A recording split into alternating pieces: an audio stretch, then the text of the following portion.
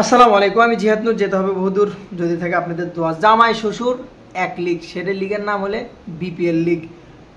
শহীদ আফ্রিদি সেটা হচ্ছে চিটাগং কিংসের ambassador, coach, batting coach, power hitting coach, যেটাই বলেন না কেন।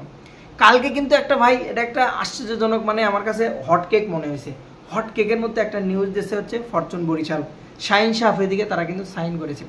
প্রথমে আমি বলে নেই, কিছু পাকিস্তানি প্লেয়ার ছিল, মোহাম্মদ নেওয়াজ, শাহিন শাহ আফ্রিদি, আব্বাস, তারপরে হচ্ছে সিয়াম তো আগে বিক্রি হয়েছে। কিছু প্লেয়ার ছিল যাদেরকে পাকিস্তান ক্রিকেট বোর্ড, ওসমান খান একটা, এদেরকে রেস্ট্রিকশন দিয়ে রাখছিল।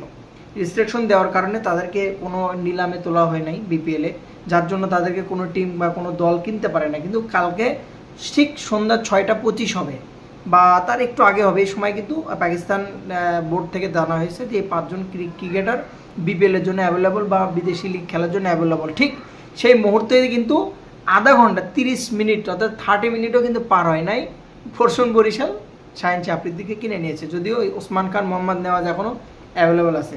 তো জামাই শ্বশুরের মিলন মেলা অবশ্যই ভালো লাগবে, কারণ চিটাগং কিংসে শাহিদ আফ্রিদি অলরেডি ভিডিও পাচ্ছে। চিটাগংয়ের একটা জিনিস আমার সবচেয়ে ভালো লেগেছে, ছোট ছোট শিশু যারা আছে, অর্থাৎ ছোট ছোট তারা কোচিংয়ের ব্যবস্থা করছে, তাদের ক্রিকেট খেলার জন্য একাডেমি করছে, যেটাকে শহীদ আফ্রিদি নিজে কনগ্রাচুলেশন জানাইছে, অভিনন্দন জানাইছে। এবং তাদের যে হোস্ট, অলরেডি বাংলাদেশের অনেক পুরুষেরই অলরেডি ঘুম হারাম হয়ে গেছে। কি সাগর না, নীলা সাগর না কি সাগর নাম, কানাডা বাড়ি, ভারতে প্রবাসী। তো মেয়েটা এবার কিন্তু চিটাগংয়ের হয়ে কিন্তু হোস্ট করবে, তো পার্সোনাল হোস্ট, ঢাকার হয়েও নাকি হোস্ট আসবে একজন পাকিস্তানি। তো সব মিলিয়ে বিপিএল কিন্তু জমজমাট।